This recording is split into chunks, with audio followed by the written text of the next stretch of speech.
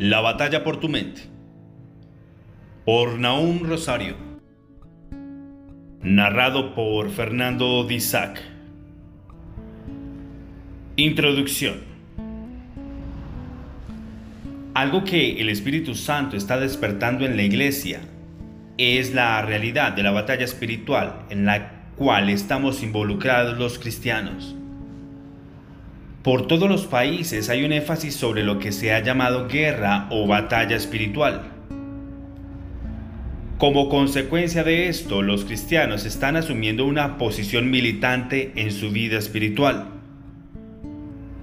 Nos hemos dado cuenta que nuestra lucha no es una lucha contra sangre y carne, sino contra principados, contra potestades, contra los gobernadores de las tinieblas de este siglo y contra huestes espirituales de maldad en las regiones celestes. Ve a Efesios 6, verso 12. Verdaderamente podemos decir que la Iglesia se está moviendo de una posición defensiva a una ofensiva. Ha habido un cambio en el mundo espiritual, el cual ha sido recibido por los cristianos e iglesias que se quieren mover con Dios para conquistar todo lo que aprendimos, que por fe nos pertenece. La iglesia del siglo XXI será una iglesia que tomará las puertas de los enemigos y echará fuera al acusador de nuestros hermanos. El propósito de este libro no es hablar de la batalla que libramos contra Satanás y sus demonios en lugares celestiales, sino de la batalla que se está peleando cada minuto en las mentes y conciencias de los individuos. Este escrito surgió como resultado de la observación que he hecho en esta área y por unas palabras que el Espíritu Santo un día depositó en mi espíritu. Mientras experimentábamos un periodo de lucha y conflicto espiritual en la iglesia, que por la gracia del Señor pastoreo, me vinieron estas palabras. Mi pueblo está perdiendo la batalla en su lucha contra los enemigos en lugares celestiales, porque aún no han ganado la batalla en su mente. Con esto entendí que el creyente no podrá conquistar las fortalezas espirituales en lugares celestes hasta que primero haya conquistado las fortalezas espirituales que Satanás ha levantado en su mente. Estamos en un tiempo cuando hay una batalla mortal por las almas de los seres humanos. De acuerdo a lo que dice la Biblia y lo que observamos, en la condición de la sociedad presente, estamos en los últimos días de la historia del ser humano sobre la faz de la tierra. Satanás sabe que le falta poco tiempo antes de ser echado en el infierno que Dios preparó para él y sus ángeles, y quiere engañar y controlar al mayor número posible de personas. Una de sus tácticas es tomar el control de las mentes de los hombres para que estos se conviertan en sus robots espirituales y terminen haciendo su voluntad. Tengo buenas noticias para ti. Dios ha hecho provisión para que tú ganes esta guerra con las armas espiritual que Él nos ha dado en Cristo. Prepárate para la victoria en el nombre de Jesús. Nahum Rosario, siervo de Jesús y de su iglesia. Capítulo 1. ¿Quién tiene tu mente? Tu mente puede ser el taller de Dios o el taller de Satanás, dependiendo de quién trabaje más tiempo en ella. En mis contactos y conversaciones con miles de cristianos, me he dado cuenta de los conflictos y problemas que los atacan, los cuales no les permiten que desarrollen al máximo su vida espiritual y el potencial que Dios ha depositado en ellos. Estas personas han tenido una válida experiencia de conversión o nuevo nacimiento, pero no muestran una estabilidad en su experiencia espiritual. Algunos explican esto echándole la culpa al diablo o a otras personas, mientras que otros se han resignado a una vida espiritual que se asemeja a una carrera en una montaña rusa un día arriba y otro abajo.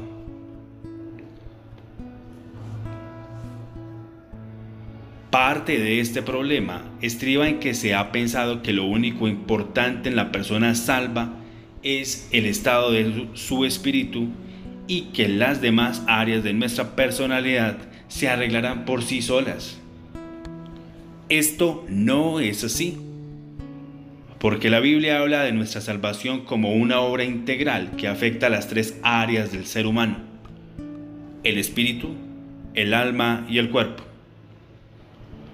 Y el mismo Dios de paz os santifique por completo, y todo vuestro ser, espíritu, alma y cuerpo, sea guardado irreprensible para la venida de nuestro Señor Jesucristo.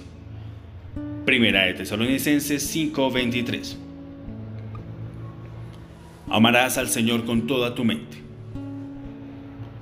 Y amarás al Señor tu Dios con todo tu corazón y con toda tu alma y con toda tu mente y con todas tus fuerzas. Este es el principal mandamiento. Marcos 12, verso 30. Un día, mientras meditaba en esta escritura, fui impactado por la frase toda tu mente. Hasta ese día no había considerado que Dios no solo quería que yo lo amara con el corazón, sino también con la mente. Indicando esto, que para Dios es muy importante la condición y el estado de mi mente. Esto es así, porque la mente es la que piensa, analiza, razona, recuerda y memoriza. Son estas actividades de la mente no rendida al Señor las que impiden muchas veces que los hombres amen y sirvan a Dios.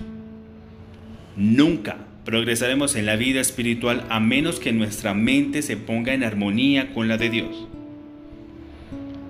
De todos los seres creados, el hombre es el único que tiene la capacidad de pensar, porque es el único hecho a imagen y semejanza de Dios.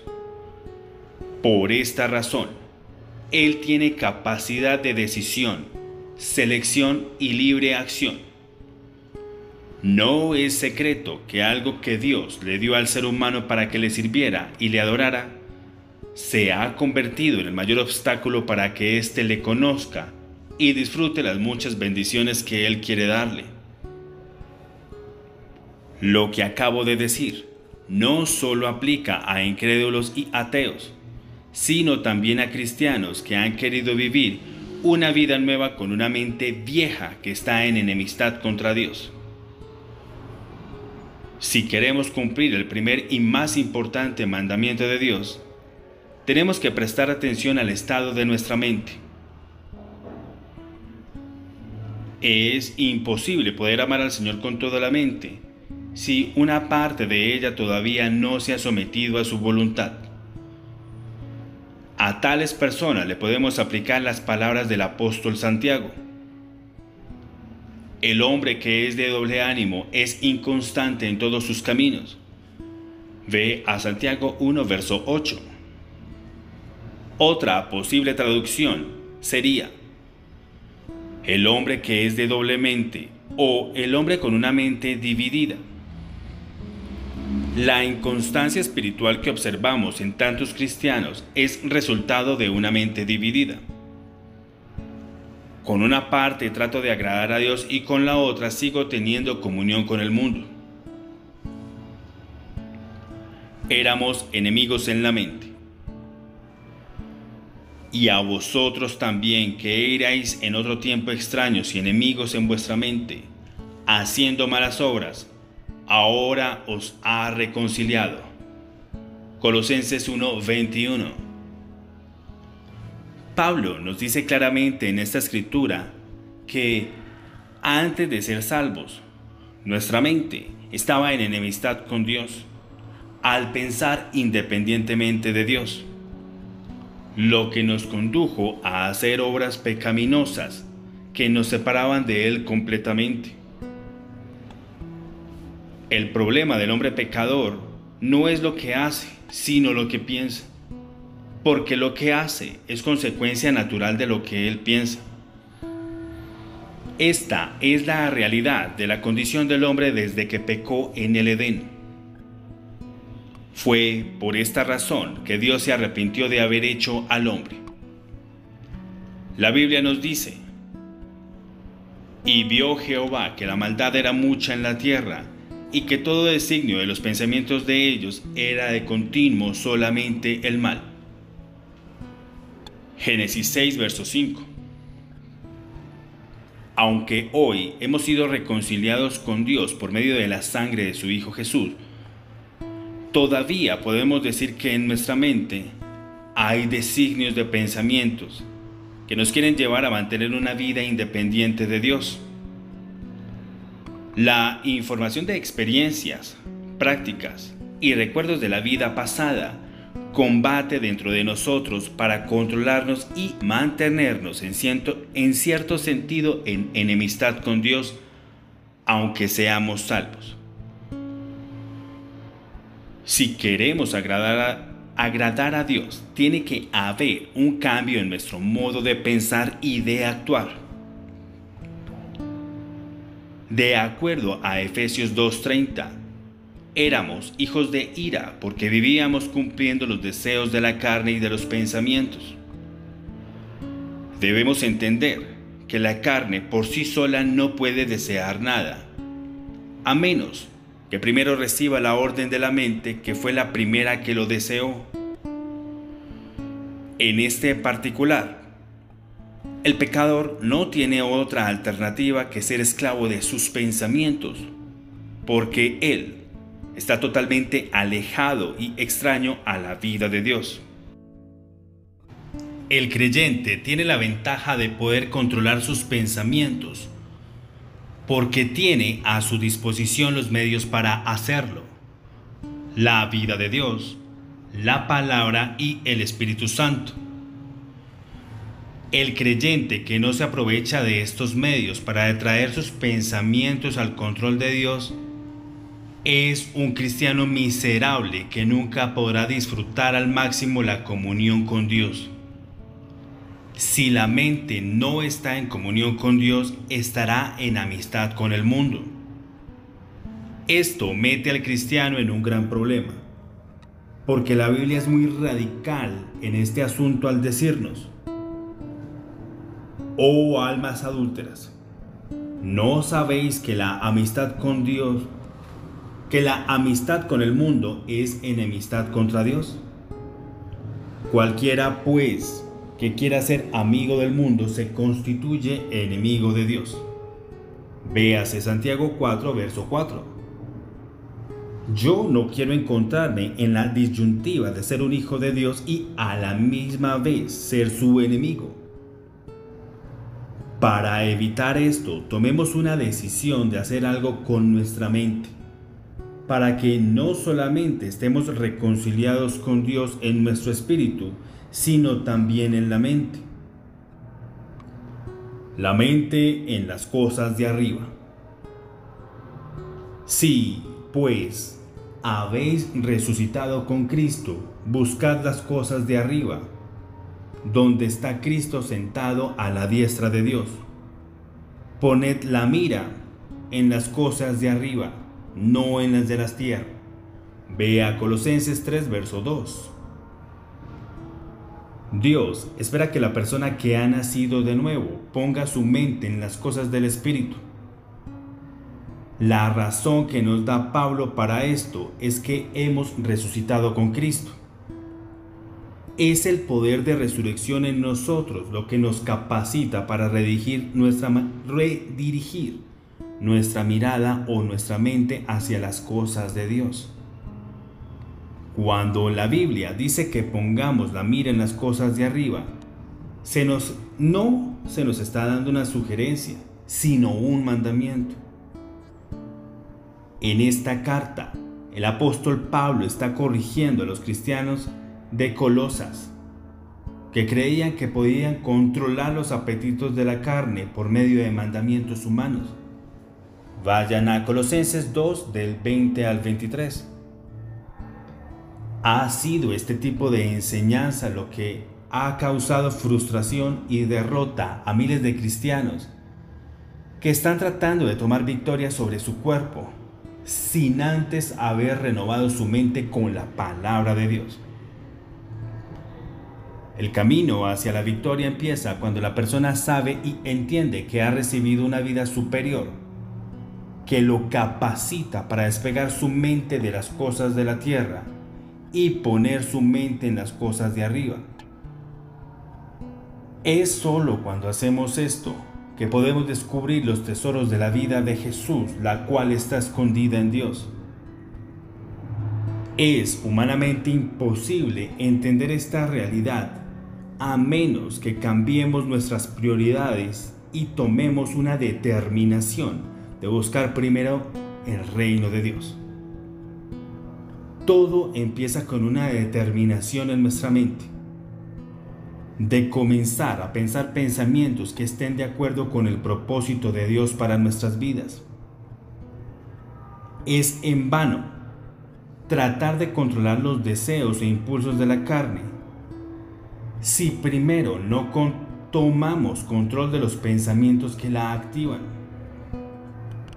La Biblia dice que como el hombre piensa en su corazón, así es él, indicando esto, que quien controle tu mente terminará controlando también todo tu cuerpo. En el primer mandamiento del hombre, Dios nos dice que lo amemos con el corazón, el alma, la mente y todas las fuerzas.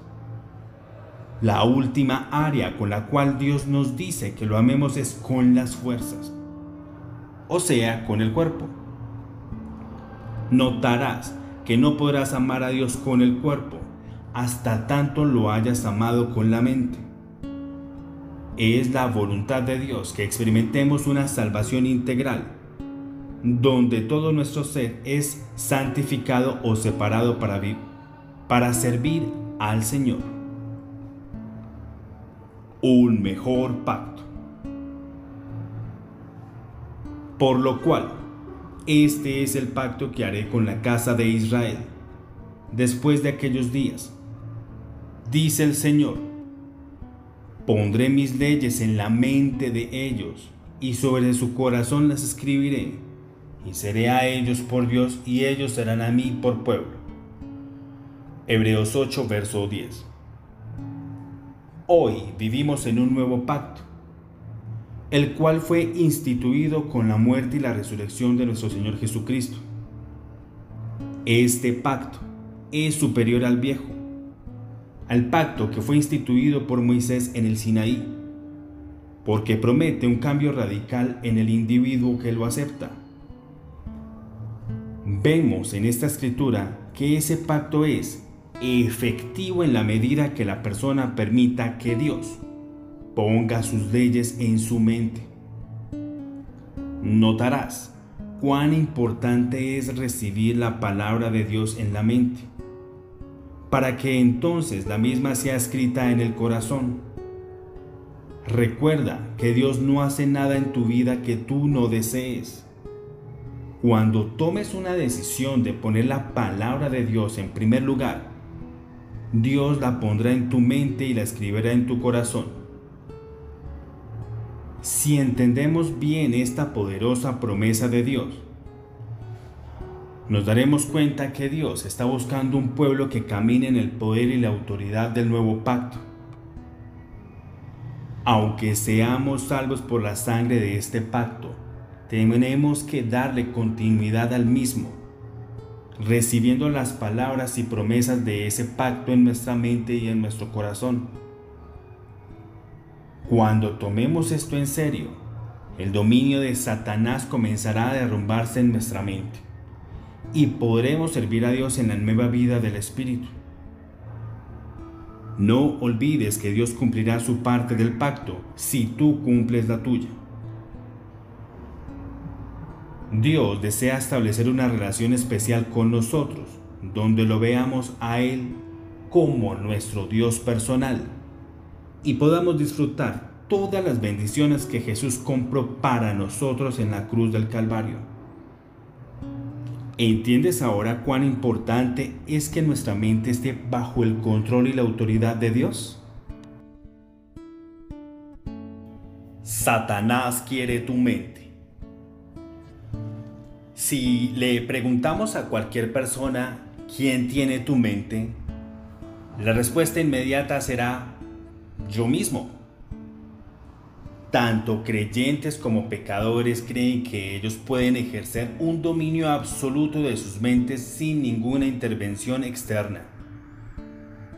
Desde el jardín del Edén, Satanás ha usado este argumento para engañar a los hombres, haciéndoles sentir que pueden ser como Dios.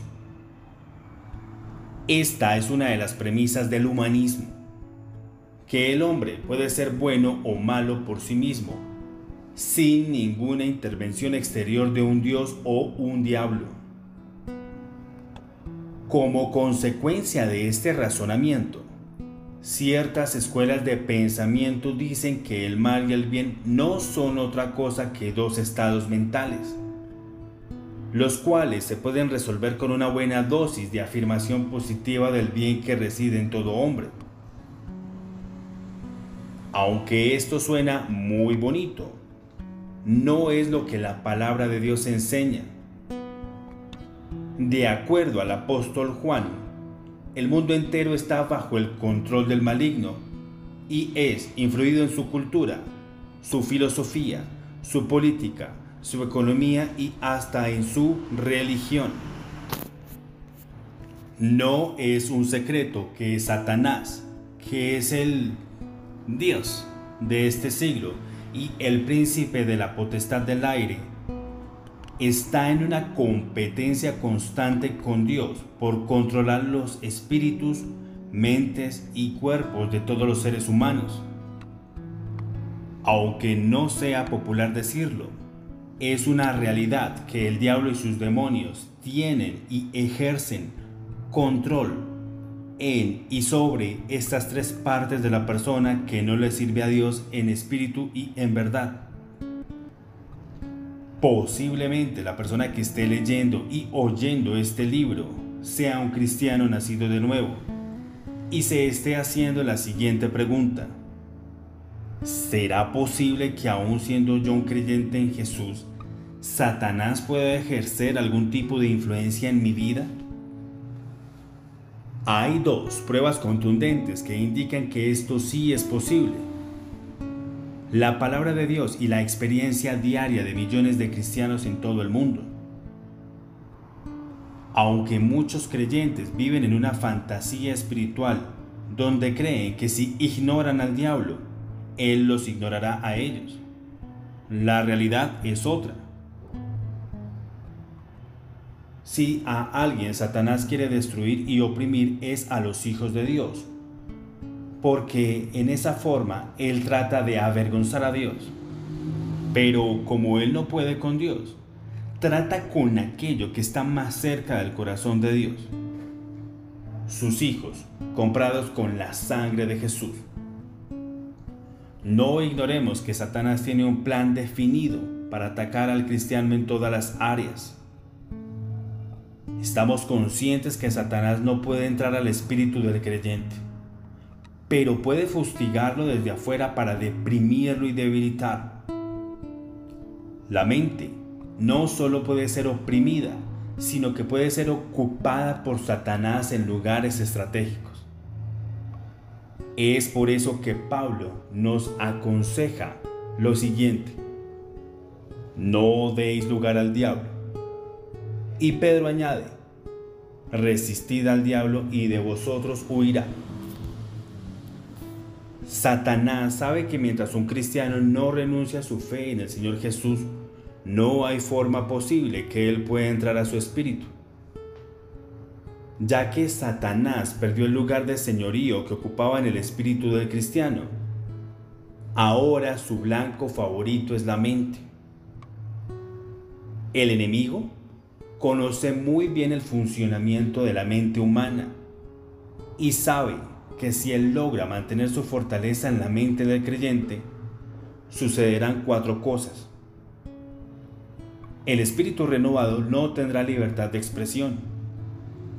La persona no tendrá paz en su relación y comunión con Dios. La mente será el instrumento para hacer pecar al cuerpo y no habrá autoridad espiritual para luchar en contra de las obras del diablo. ¿Te das cuenta de lo importante que es entender el funcionamiento de la mente en la persona nacida de nuevo?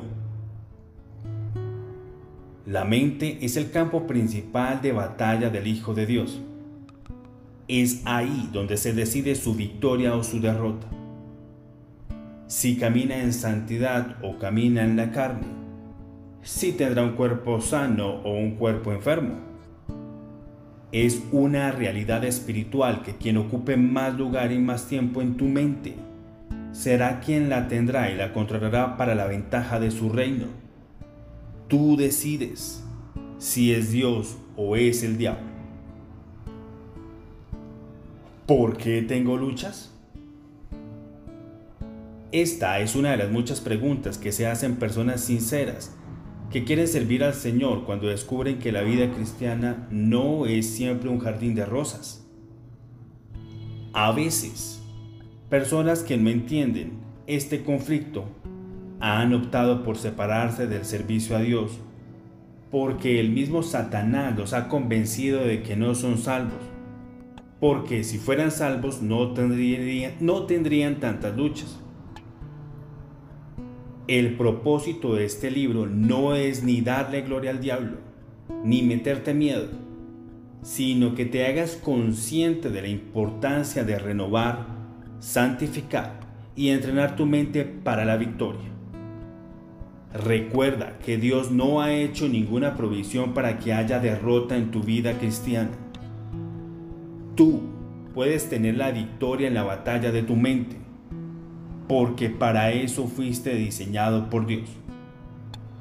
En el próximo capítulo vas a descubrir los diferentes estados de la mente humana, lo cual te ayudará a entender la importancia de tener una mente que ha sido libre del poder de Satanás y es un instrumento para pensar los pensamientos de Dios.